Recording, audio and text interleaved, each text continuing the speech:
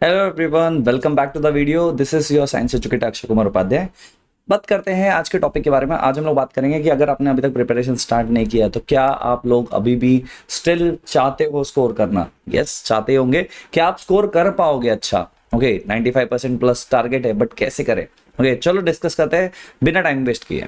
तो देखो, पहले ना मैं आप लोगों को सिंपल फ्लो चार्ट से समझा दूंगा कैसे आप प्रिपेयर करना चाहते हो। अगर आप बहुत अच्छा स्कोर करना चाहते हो बट कुछ चीजें बीच में आ रही है, और वो कैसे आप लोग टैकल कर सकते हो, सब कुछ इस क्लास में डिस्कस करने वाले हैं, इस वीडियो में डिस्कस करेंगे। ठीक है, पहला क्वेश्चन है कैन यू स्कोर 95%, है ना। तो सीधा क्वेश्चन पे आते हैं। ओके, क्या आप लोग 95% स्कोर कर सकते हो? तो आंसर वुड बी या फिर होगा यस या फिर नो। ओके, अब वो यस और नो के बीच में भी इफ आता है। अब वो इफ क्या है, चलो देखते हैं। तो अगर इफ के बारे में बात करें बच्चों, तो पहले तो मैं बात करूंगा if you are dedicated. Okay, आपका डेडिकेशन लेवल बहुत इंपॉर्टेंट है जब भी हम लोग बात करते हैं इफ के बारे में। तो आप डेडिकेटेड हो? हाँ सर मैं डेडिकेटेड हूं, मैं कर सकता हूं। Okay, very good. क्या आप मोटिवेटेड हो? हाँ सर मैं बहुत मोटिवेटेड हूं, मैंने ये वो मोटिवेशनल स्पीकर के वीडियोस भी देख लिए हैं। तो जरूरत नहीं है बच्चों, उससे कुछ नहीं होने वाला। ओके, कंसिस्टेंट होना जरूरी है। मोटिवेटेड हो गए, मोटिवेशन 2 दिन में चला जाएगा। आप लोग वीडियोस देखोगे, ये देख लो मोटिवेशन आ जाएगा, वो देख लो मोटिवेशन आ जाएगा, 2 दिन में चला भी जाएगा। तो वो नहीं चाहिए। ठीक है, तो कंसिस्टेंसी चाहिए, कंसिस्टेंट होना ज्यादा जरूरी है मोटिवेटेड से ज्यादा। एंड तीसरी चीज जो भी आज इस क्लास में डिस्कस होगा, उन स्टेप्स को सीरियसली फॉलो करोगे तो। एंड नो में तो यही आता है if you don't want to.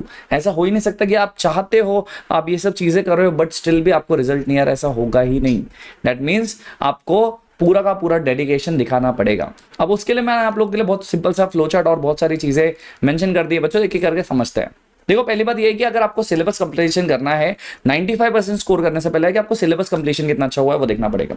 तो सबसे पहली चीज है, अभी अभी आपके हाफ ईयरली एग्जाम्स हुए होंगे, अच्छे गए हैं बुरे गए हैं वो अलग बात है, बट आपने उसमें सिलेबस कैसे कंप्लीट किया है बहुत ज्यादा इंपॉर्टेंट है।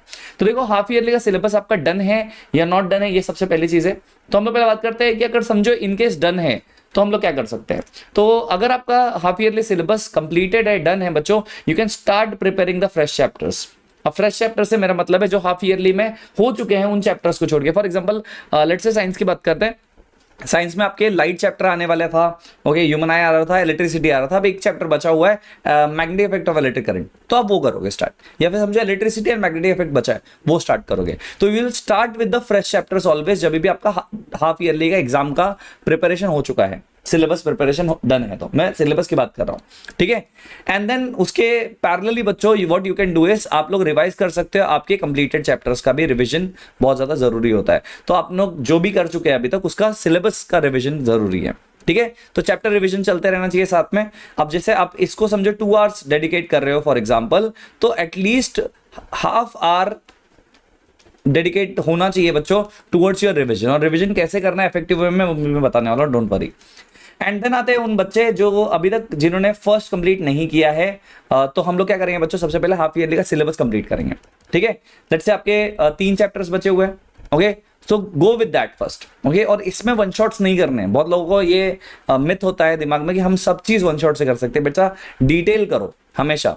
जब पहली बार प्रिपेयर करते हो कोई भी चैप्टर, उसको डिटेल करना है, उसको वन शॉट्स में कवर नहीं करना है। हाँ, once you are done with this then start with the fresh chapter. मतलब मैं फ्रेश चैप्टर जब भी बोल रहा हूं इसका मतलब वो है जो हाफ ईयरली में नहीं था वो फ्रेश चैप्टर होता है आप लोगों के लिए।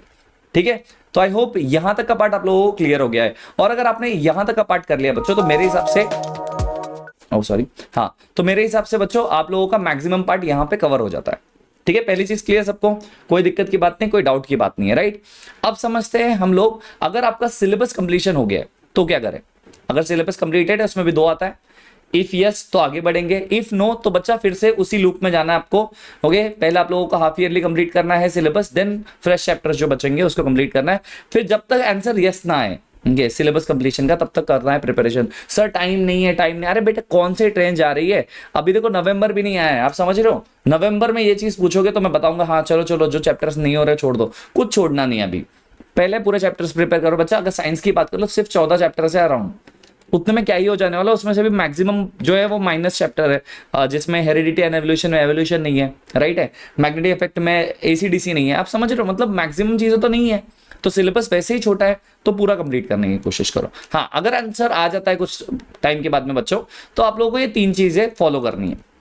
अगर आपका आंसर बनता है यस, ओके, तो you will start with Q&As first, okay. Question and answer सबसे इंपॉर्टेंट है बच्चों। आप कितना भी चैप्टर रिवीजन कर लो, कितना भी चैप्टर का प्रिपरेशन कर लो, किसी से भी पढ़ लो, अगर आप क्वेश्चन आंसर्स नहीं कर रहे हो ना तो आप कुछ नहीं कर रहे हो। ये मैं हमेशा कहता हूं आप लोगों को। तो क्वेश्चन आंसर्स का प्रिपरेशन होना बहुत ज्यादा जरूरी है। तो क्वेश्चन आंसर्स में क्या करना है सर, एनसीईआरटी के एग्जाम्पल्स करने हैं, एनसीईआरटी करना है। एनसीईआरटी जब भी प्रिपेयर करोगे, मैं हमेशा बोलता हूं बच्चों इसमें दोनों ही चीजें कवर होने चाहिए, इन टेक्स्ट क्वेश्चंस कवर होने चाहिए आपके, as well as exercise question cover होना चाहिए। तो दोनों कवर करके ही एग्जाम्पलर की तरफ जाओगे, उससे पहले नहीं जाओगे। और ऑर्डर इज वेरी इंपॉर्टेंट, यहां पे मैंने मेंशन किया बच्चों, ये ऑर्डर में ही जाना है। बच्चे कुछ भी स्टार्ट करते हैं, पीवाईक्यू पहले क्या एसक्यूपी, नहीं, जरूरत नहीं है। आप स्टार्ट करो पहले एनसीईआरटी से, उसके इंटेक्स्ट क्वेश्चंस करो, उनके एग्जाम्पलर्स करो, and you will be good to go. Exemplar हो जाए देन स्टार्ट विद पीवाईक्यूज। अब पीवाईक्यूज कहां से सर, हमेशा याद रख लेना, पीवाईक्यूज कर रहे हो, एसक्यूपीज कर रहे हो, सब कुछ ऑफिशियल वेबसाइट से, सीबीएसई के ऑफिशियल वेबसाइट पे सब कुछ अवेलेबल है। सीबीएसई के ऑफिशियल वेबसाइट पर सब कुछ अवेलेबल है बच्चों। कैसे उसे फाइंड करना है उसका भी मैं वीडियो बना दूंगा, डोंट वरी, वो आप लोगों को मिल जाएगा, ठीक है। एंड देन एसक्यूपी से स्टार्ट करोगे लास्ट में, सैंपल क्वेश्चन पेपर्स। अब इसमें आप अपने स्कूल के एग्जाम पेपर्स भी कर सकते हो। अब बोले कोई पब्लिकेशंस बेच रहा है, कुछ ये बेच रहा है, देखो बेचने का काम सबका है, ठीक है। आपका काम है कि जो ऑफिशियली दे दिया गया है उसको करो पहले। श्योर शॉट वो सब फेंकने वाली बातें हैं सब, ओके। उनका प्रॉफिट होता है, आपका कुछ नहीं होने वाला। आपको क्या करना है बेसिकली, आपको हमेशा ऑफिशियल को प्रेफरेंस देना है, ठीक है। Order is very important, NCERT, exemplar, PYQs, SQPs, that's it. लेकिन ये कब होगा, जब आपका सिलेबस कंप्लीशन हो चुका होगा, तब इस पे आना है, इससे पहले नहीं आना है। हाँ, एनसीईआरटी के क्वेश्चंस कर सकते हो, कोई दिक्कत नहीं है, बट ओवरऑल प्रिपरेशन जो सिलेबस का होगा वो ऐसे करना है आप लोगों को, ठीक है। एंड देन बच्चों, जब आप लोग ये चीजें कर लेते हो, आप लोग अपने दिमाग में एक टारगेट सेट कर सकते हो कि जब भी आप रिवीजन कर रहे हो, whenever you are revising a chapter बच्चों, आप पढ़ के भी कर सकते हो, बट मैं बेटर बोलता हूं हमेशा आप अपने मेंटर के वन शॉट रिविजन्स देख लो।